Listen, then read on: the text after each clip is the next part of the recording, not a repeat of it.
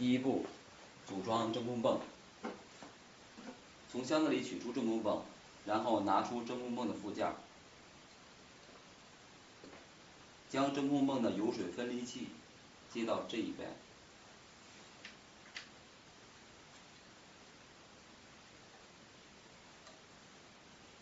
注意不要接得太紧。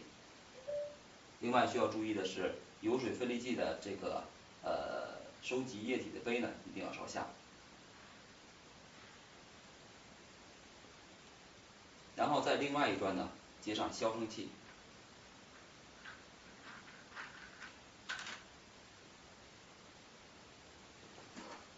然后解开电源。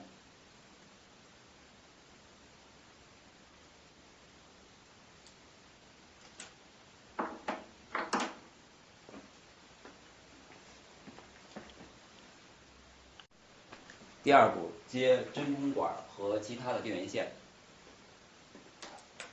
首先，先将真空管插到烤瓷炉的后边，一定要插紧。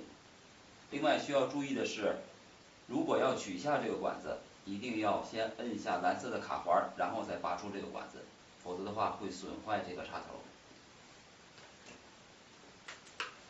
然后将真空管的另一端接到真空泵上。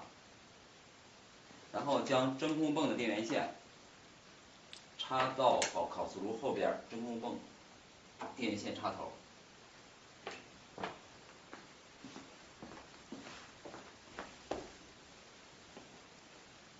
然后将电源线插到烤瓷炉后边这个位置，然后接通电源。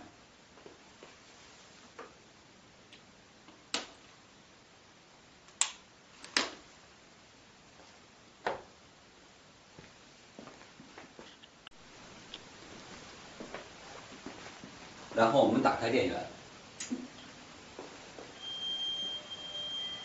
降下托盘，按下降键降下托盘。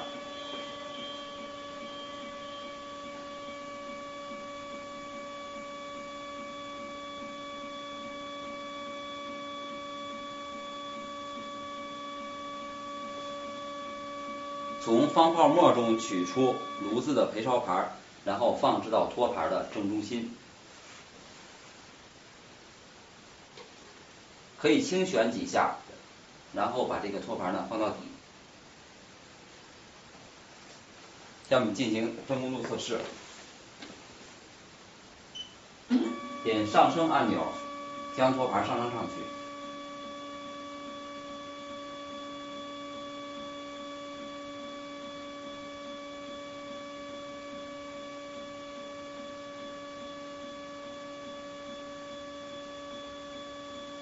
当托盘完全闭合后，点设定，点真空度测试，点开始。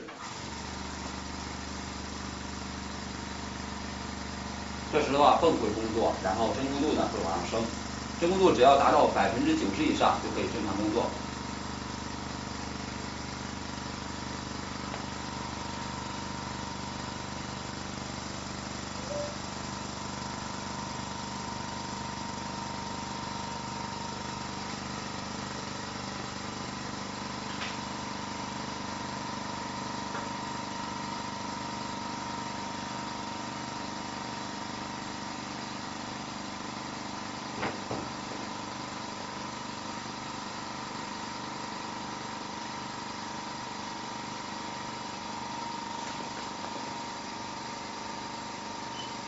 真空度测试完毕。下面呢，我们进行一个设置一个程序。首先点程序设定按钮，进行程序设定。这里是起始温度，然后预干的时间，然后第一阶段的温度速率，第一阶段的最高温度，第一阶段的最高温度保持时间。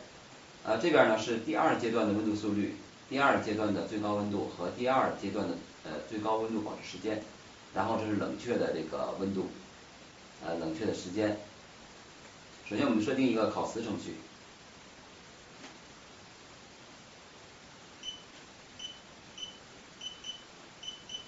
程序的设置呢，此本说明书上都是有的。设置好程序之后呢，点保存。返回，然后降下托盘，